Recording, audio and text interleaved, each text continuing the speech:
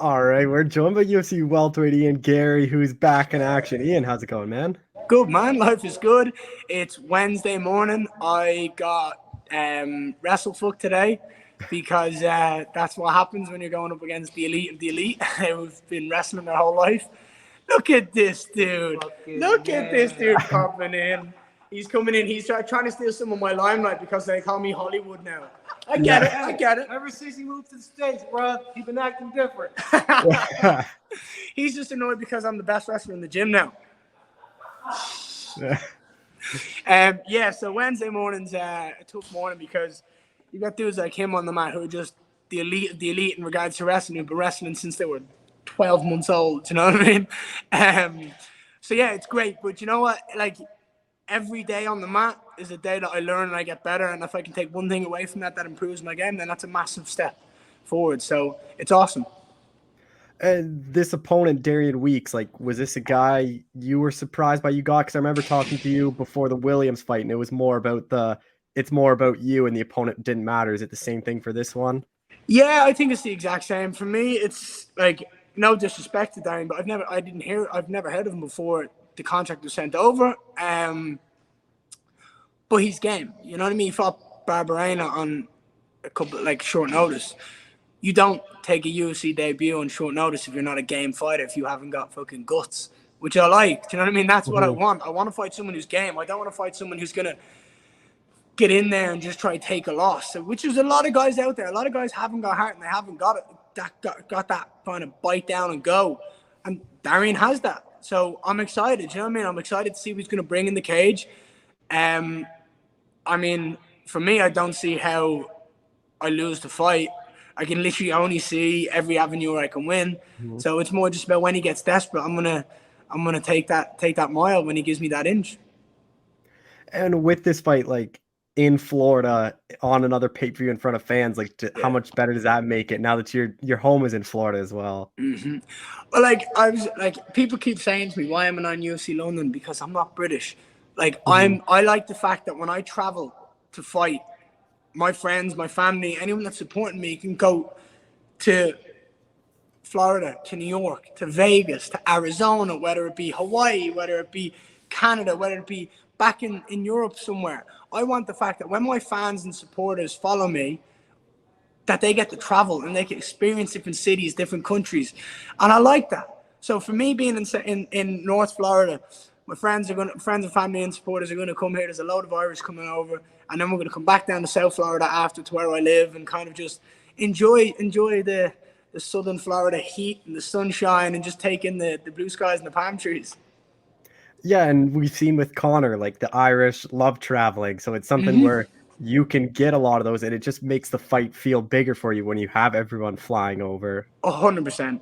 And the Irish get on board. You know what I mean? It's like Conor, like there was a couple of fights where Conor didn't have a lot of followers coming over, and then it changed, and everyone and their dog was flying over to see Conor fight, and I get it.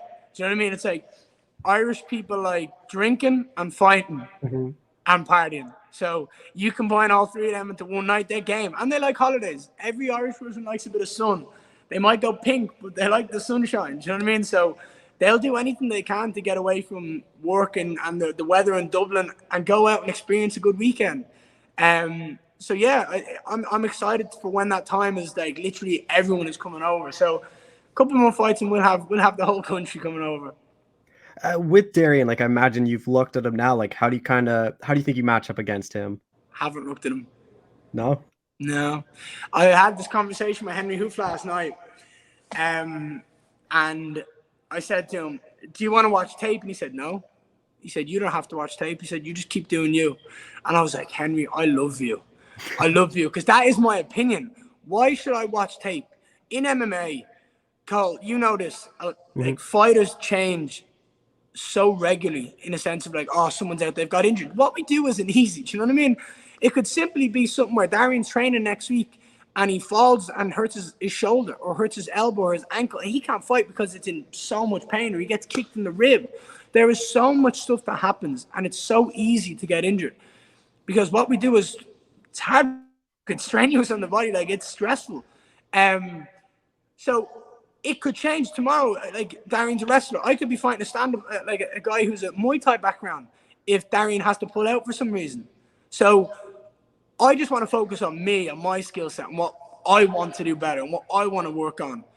And yes, I might go, okay, well, Darian's going to try to probably take me down. And if he doesn't, well, that's probably idiotic in his behalf, being a wrestler. So obviously, I've been working on my wrestling defense regardless, because I've told you, I get wrestle-fucked here coming up against the best of the best. It's something that I always want to improve on. Is every single aspect of this game I want to get better in. And every camp, that's what I do, is I try to get better in every area. And that's not going to stop. And eventually, when I'm on my way up to a world title, people will see, well, it's just been a combination of hard work and dedication to get to the point where I am, where it's like, he's so good on the feet, he's so good at stopping wrestling, he's so good at wrestling offense, his grappling's phenomenal, his grappling defense is phenomenal. It's like, it ain't an overnight thing. It's years and years of hard work. So we're slowly getting to that point. So that's what it is. It's just me working on me. And then I'll go into that fight and I'll do what I do best. And that's take the fight to my realm and where I charge. With Darian, like, how quickly are you kind of expecting him to shoot? Because I can't imagine him wanting to stand with you too long. I don't know, to be honest. I mean, I think he could come out, like, most wrestlers don't shoot straight away. So I think he'll give it a couple of minutes. If he comes out and shoots straight away, then good luck. So I mean, you try to shoot on me straight away when I'm fresh, when I'm ready to go, when I expect, when I'm thinking you're going to do it. It's not smart.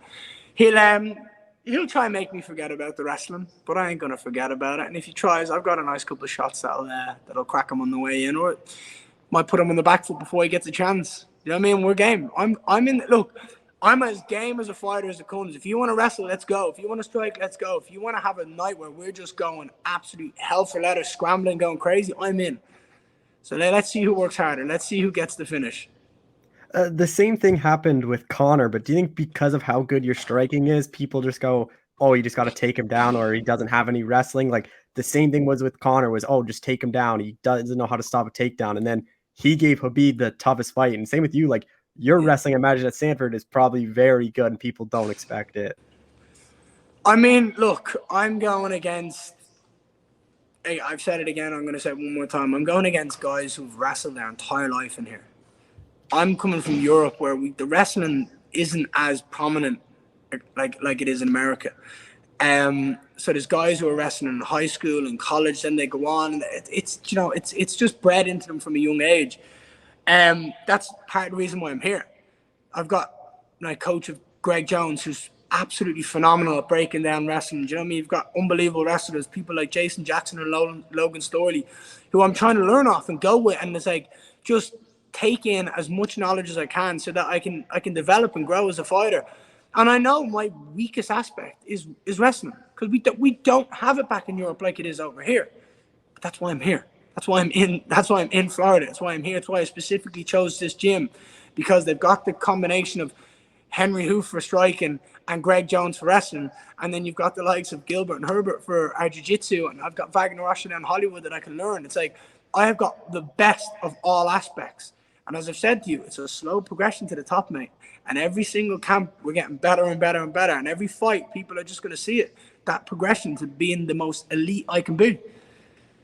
I remember before your Williams fight, we talked, and you were kind of saying how you didn't think the nerves would be a big thing. Then we talked after, and you thought like that kind of threw you off for a bit. Now that you've experienced it, like, are you kind of expecting this to be just another fight, and you're not at MSG and it's not your debut, like all that? Yeah.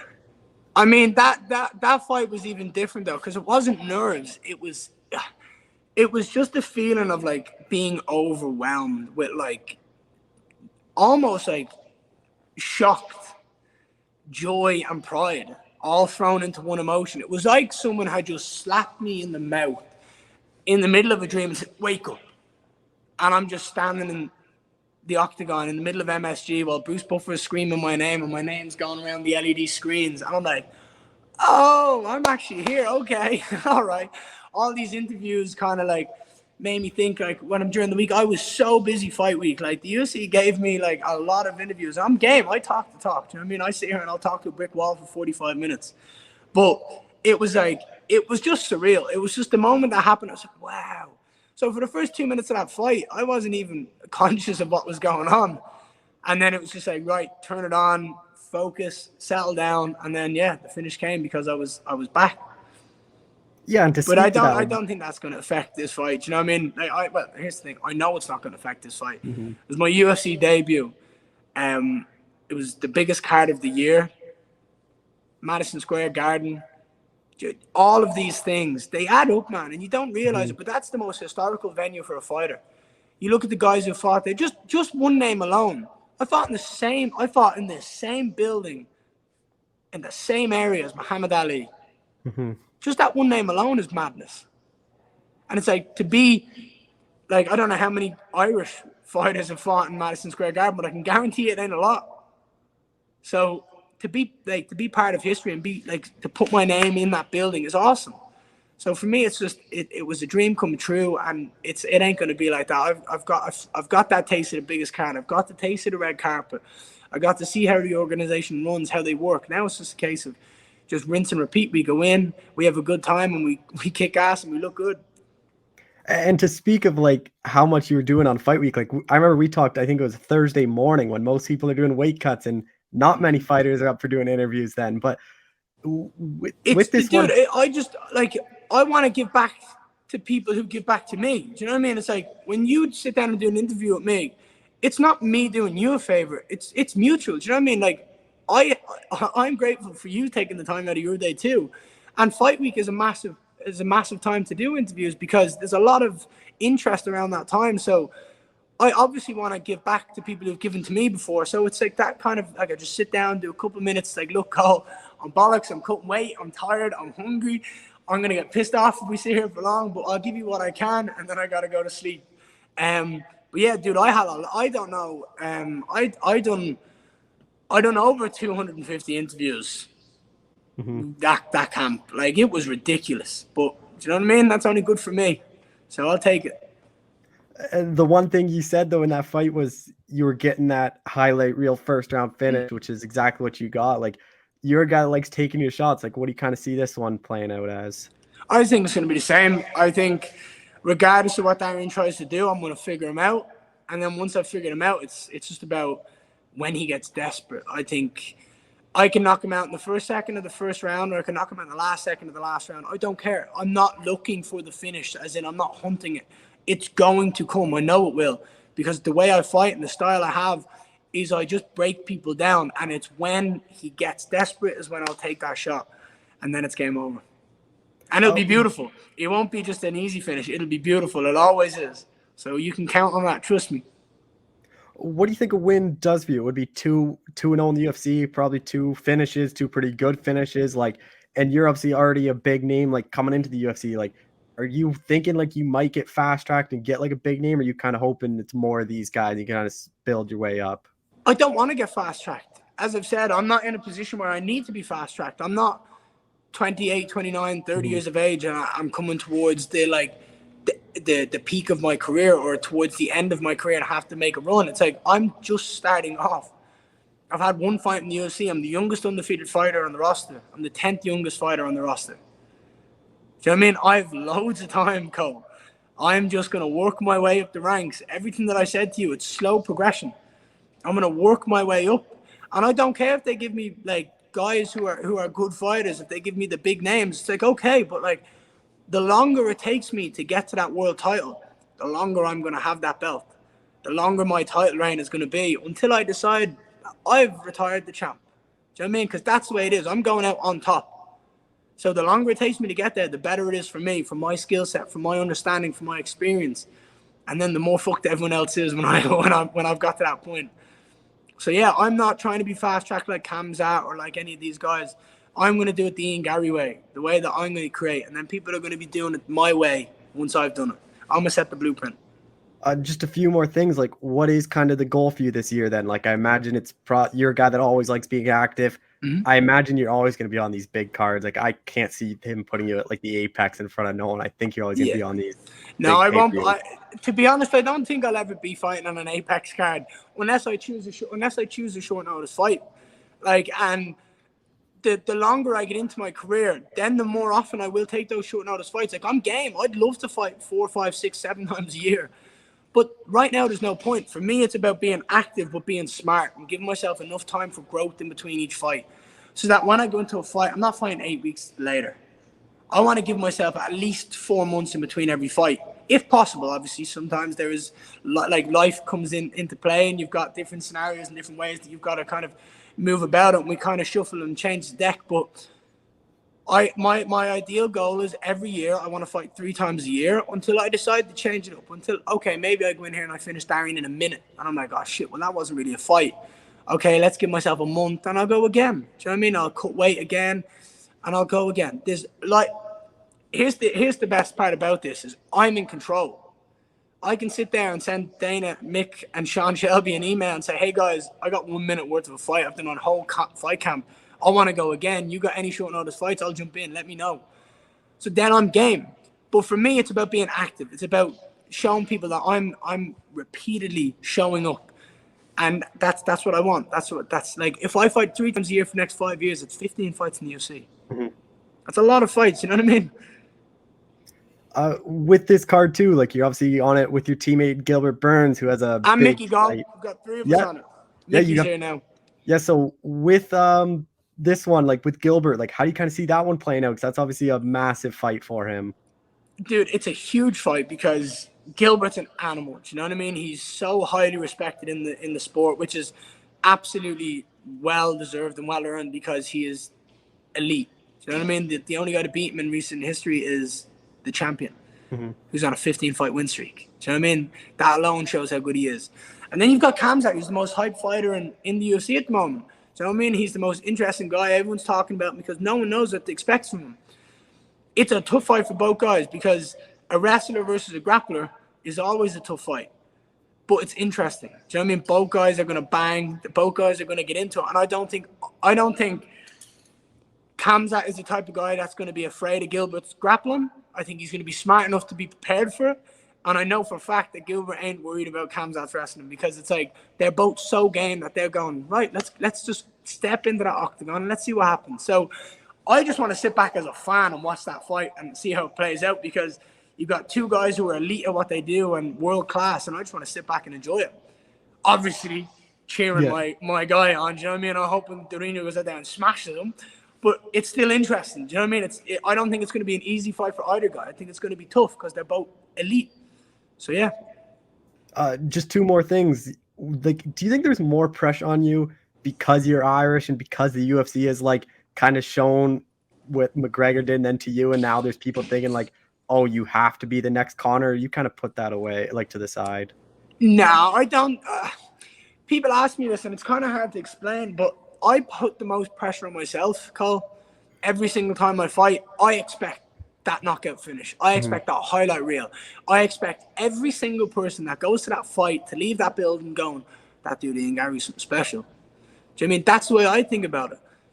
Like, I want people to leave there talking about me. I want Dana, Sean Shelby, the media all going, you know, when they do the post-fight scrum and they have Dana and all these guys sit down, they're like, Ian Garry showed up again today and he's like, yeah, that dude's a savage. I want every single person in that building talking about me.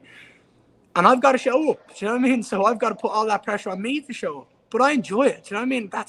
I'm being given an opportunity to go in there on the biggest stage to do what I love to do and just show up and show the world what I've got. And that to me is just, I'm just grateful to have that opportunity. So I'm going to show up every single time. Last thing, you got married. What was that like? Congratulations on that. Yeah, thank you, man. Awesome. Do you know what? I've got a partner who's fucking amazing. I love her. Everything about her benefits me in my life. And it's like, we just work so well together. We run the future group together. So like, it's me and her. We're in charge of my management company, in charge of sponsors. We run everything together. It's like, we're like, together we are successful. Together we're happy. Everything we do is just right. So marrying her was an easy decision, and it was fucking awesome. We went to Vegas and had a great night, great time. And yeah, now we're just going to have a lifetime of fucking awesome adventures, traveling the world, having a good time. And yeah, just being genuinely happy. That's what we want. And I do have to give credit to her. Like, she is one of the easiest people to deal with to arrange interviews with you. Like I've dealt with other managers. A lot of them, it's like a hassle to get a hold of them or just get with the fighters. Like you and Layla just have it locked down where it's nice and easy for us. Dude, like people don't understand it, and it's something that I cannot wait for. But like, we're gonna go to the top together, me and her. Like this company that we've got, like we're not looking to sign anyone else. This is all around me. Like we sit down, we work with brands that work for me, that I feel interested, that I have passion for, that I want to work with. We have all the control in regards to our content. Like we create our content so that it's different. It's not similar. It's unlike any other MMA fighter out there. And the thing is, it's like, I'm not just a fighter. Like I'm a brand in myself. Like what I do is interesting. What we do is interesting as a couple. But dude, she's fucking awesome. And there's going to be a point, and I cannot wait for this, where she's going to sit there and she's going to be literally the best manager in MMA, and people are going to be fucking fuming, all because it's a woman. I cannot fucking wait for it, because there's going to be so many guys who are out there going, oh, well, she's a woman, she doesn't know anything about fighting. I'll tell you, she fucking knows more about fighting than I do. She might know technique, but she knows more fighters. She knows more about mindset than anyone I've met, and she's fucking on it. So I cannot wait for that point where I'm the best fighter in the UFC. I'm the pound for pound king, and she's my manager. And well, we are my management, but she is the fucking best of the best. And people are coming to her, and we're turning down everyone under the sun purely because we can. I can't fucking wait for that point. Well, Ian, I appreciate the time as always. Thank you so much for doing this again. Thank you, man. Appreciate it, Cole. Have a great day. And hey, look, you have the blueprint. You message Sophie, you get on to Layla, and we'll do this whenever you're free, man. I appreciate you.